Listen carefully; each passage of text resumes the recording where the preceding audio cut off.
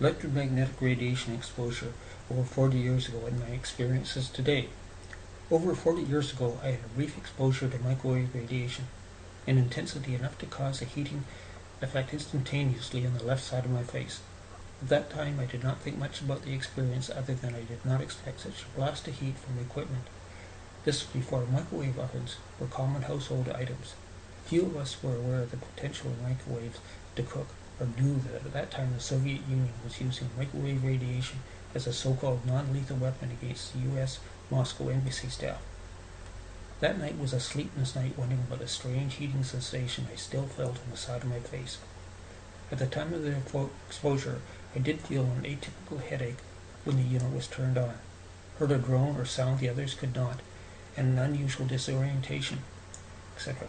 At that time, none of us would have recognized the symptoms of microwave radiation poisoning, a poisoning that would affect me in subtle ways during the next almost 30 years.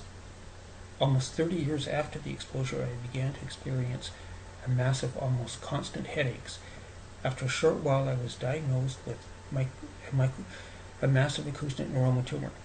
This tumor is one of the ones that was the prime reason why the World Health Organization Subcommittee, the International Agency for Research on Cancer, classified radiofrequency or electromagnetic radiation as a Group 2B carcinogen. An acoustic neuroma's correct name is a vestibular schwannoma, a benign primary intracranial tumor of the myelin-forming cells of the vestibular cochlear nerve or 8th cranial nerve with a latency period of 10 to 30 or more years. Not a cancer, but would involve cutting the skull open to remove most of the tumor between the brain and brainstem. In my case, the first operation was 11.5 hours. Benign or not, it's still a serious situation. After the operation, I not only had to learn how to walk again, I even needed to learn how to sit up again.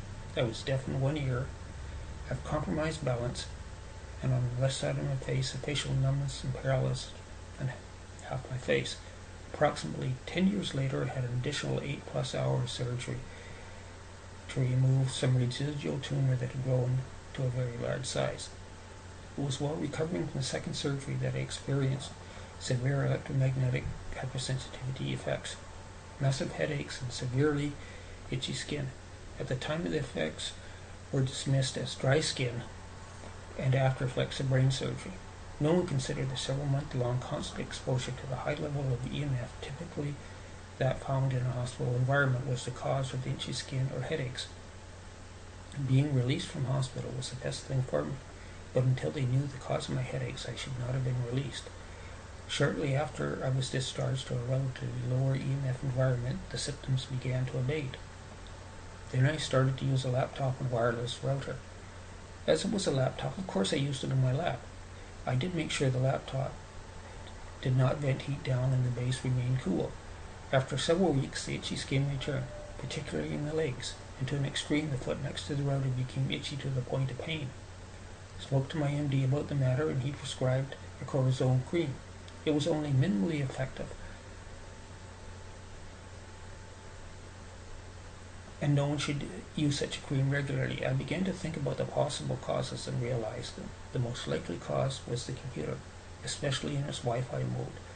After a quick rearrangement of things and a wired or Ethernet connection, and within a few days the problem was gone. Decided to avoid EMF as much as practical and left things at that. Several months later, there were several news items about Wi-Fi in schools, and as I had had a negative experience with Wi-Fi, I started to study the subject of Wi-Fi in schools.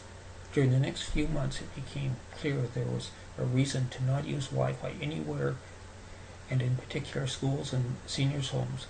One should restrict their use and contact with it. They should also restrict their use and contact with cell phones and cordless phones at all times.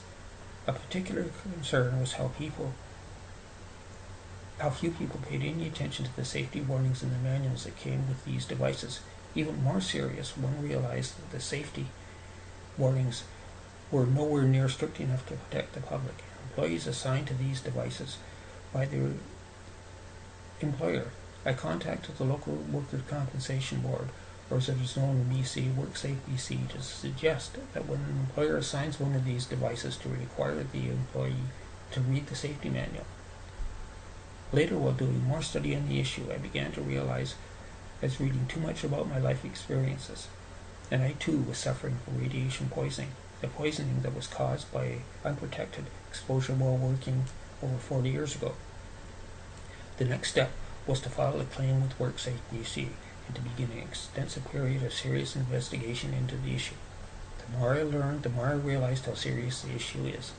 Learning to live with the effects of radiation, and in particular the after effects of acoustic pneumonia, is not a good experience, and one that I do not want to see others have to deal with. Unfortunately, far too many of those in authorities such as WorkSafe BC, utility providers such as BC Hydro, and the Provincial Medical Health Officer in BC do not wish to look at and understand the proven harmful effects of radiation, preferring to rely on their own personal biases and not supported by independent peer-reviewed scientific research.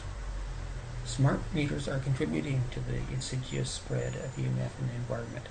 They are adding their EMF to the EMF already being released into the environment from the proliferation of smartphones and other personal communication devices such as iPads, cordless phones, cell towers, and more. We are immersed in a smog, an electromagnetic smog. During my study of the topic, I came to realize how inadequate the Canadian standards are. The Canadian standards are covered by Safety Code 6 and allow for a 6-minute exposure to 1,000 microwatts per square centimeter. Countries that have studied the subject in depth and have even considered using the microwave radiation as a non-lethal weapon. A non-lethal weapon, by the way, means one that doesn't kill immediately, it takes a few years, such as the Soviet Union, or as it is known today, Russia, have a standard 100 times less than Canada, at 10 microwatts per square centimeter. Salzburg, Austria, 0.0001 microwatts per square centimeter, 10 million times more stringent than Canada. Even the Salzburg levels are 1,000 times more than the amount needed for a cell phone connection, and presumably that for a Wi-Fi connection.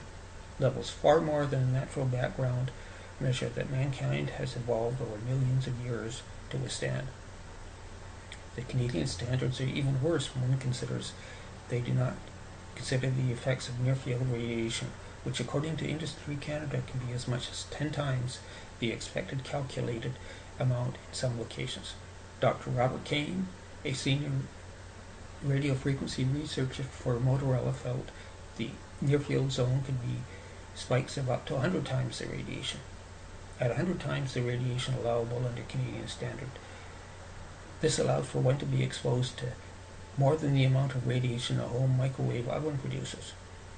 Would one willingly sit inside a microwave oven at full power for 6 minutes? I have no idea how much radiation I was exposed to, but to cause instantaneous heating, the intensity must have been very high.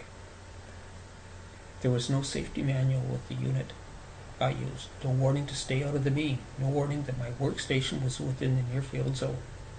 The best advice I can give people so they will not suffer from radiation as I have is, if you must use a microwave emitting device, read your safety manual and ask yourself if, in order to meet the Canadian standards, one must hold the cell phone 20 millimeters away from the body, how much further from the body should they hold the phone to be safe? No one's arms are long enough to hold them outside the near-field zone.